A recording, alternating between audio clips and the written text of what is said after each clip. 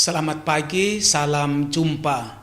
Mari kita mengawali renungan hari ini dengan berdoa. Dalam nama Bapa dan Putra dan Roh Kudus, amin. Allah Bapa kami maha baik, Engkau telah melaksanakan karya agung keselamatan melalui Yesus Kristus, sabda kerahiman-Mu. Semoga rohnya menjiwai kami semua, agar kami mampu menjadi saksi cinta kebaikan-Mu. Sebab Dialah Tuhan dan pengantara kami, yang hidup dan berkuasa bersama dengan Dikau, dalam persekutuan dengan Roh Kudus Allah, sepanjang segala masa. Amin. Inilah Injil Yesus Kristus menurut Lukas. Perumpamaan tentang bendahara yang tidak jujur. Yesus berkata kepada murid-muridnya, "Ada seorang kaya yang mempunyai seorang bendahara. Kepadanya disampaikan tuduhan bahwa bendahara itu menghamburkan miliknya. Lalu ia memanggil bendahara itu dan berkata kepadanya, 'Apakah yang kudengar tentang engkau? Berilah pertanggung jawab atas urusanmu, sebab engkau tidak boleh lagi bekerja sebagai bendahara.' Kata bendahara itu di dalam hatinya, 'Apakah yang harus aku perbuat? Tuanku memecat aku dari jabatanku sebagai bendahara. Mencangkul aku tidak dapat, mengemis aku malu. Aku tahu apa yang akan aku perbuat, supaya apabila aku dipecat dari jabatanku sebagai bendahara, ada orang yang akan menampung aku di rumah mereka.' Lalu ia memanggil seorang demi seorang yang berhutang kepada tuannya. Katanya kepada yang pertama, 'Berapakah hutangmu kepada tuanku?' Jawab orang itu, 100 tempayan minyak. Lalu katanya kepada orang itu, 'Inilah surat hutangmu. Duduklah dan buat surat hutangmu sekarang juga, 50 tempayan.' Kemudian ia berkata kepada yang kedua, 'Dan berapakah hutangmu?' Jawab orang itu, 100 pikul gandum. Katanya kepada orang itu, 'Inilah surat hutangmu, buatlah surat hutang lain, 80 pikul.' Lalu tuan itu memuji bendahara yang tidak jujur itu, karena ia telah bertindak dengan cerdik. Sebab anak-anak dunia ini lebih cerdik terhadap sesamanya daripada anak-anak terang. Dan aku berkata kepadamu, ikatlah persahabatan dengan mempergunakan mamon yang tidak jujur, supaya jika mamon itu tidak dapat menolong lagi, kamu diterima di dalam kemah abadi." Demikianlah sabda Tuhan.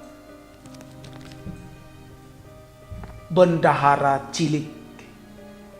Bapak, Ibu, saudara-saudari terkasih dalam Tuhan. Bendahara adalah orang yang dipercaya untuk memegang dan mengelola uang yang bukan miliknya.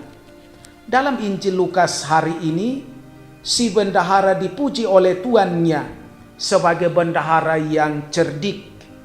Kecerdikan bendahara itu terletak pada kemampuannya untuk mengelola uang dan harta benda tuannya dengan murah hati. Kita tahu bersama bahwa mereka yang berutang adalah orang yang membutuhkan, sehingga pantas diberi kemurahan hati.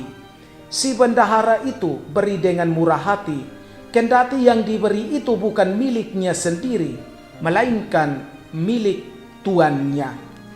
Saudara-saudari terkasih, kita semua adalah bendahara yang dipercayakan untuk mengelola harta milik Tuhan.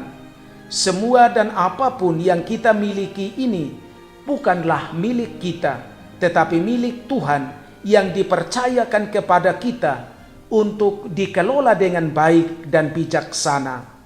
Tuhan tidak marah, tetapi justru menghendaki dan memuji kita yang menggunakan harta tersebut dengan murah hati untuk menolong sesama. aneh. Masa orang yang tidak jujur dipuji? Ya, memang terasa aneh. Namun coba kita bandingkan dengan pernyataan ini.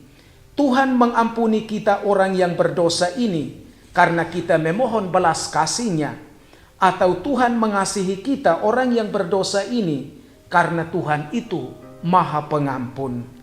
Pujian, pengampunan, dan kasih adalah energi positif yang lebih mujarab untuk menyadarkan orang akan kesalahan atau kekurangannya.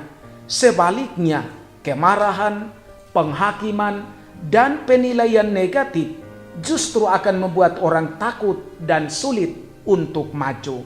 Marilah kita belajar terus-menerus untuk memuji, mengampuni, dan mengasihi. Saudara-saudari terkasih, hari ini gereja memperingati Santo Leo Agung, Paus dan Pujangga Gereja. Tuhan mengikat perjanjian damai dengannya, mengangkat dia menjadi pemimpin umat, dan memberinya martabat Imam Agung. Tuhan Yesus, bantulah kami untuk senantiasa setia, teguh beriman kepadamu. Santo Leo Agung, doakanlah kami. Amin.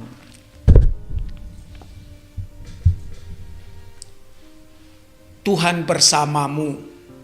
Semoga saudara-saudari sekalian dilindungi, dibimbing, dan diberkati oleh Allah yang Maha Kuasa, Bapa dan Putra dan Roh Kudus. Amin.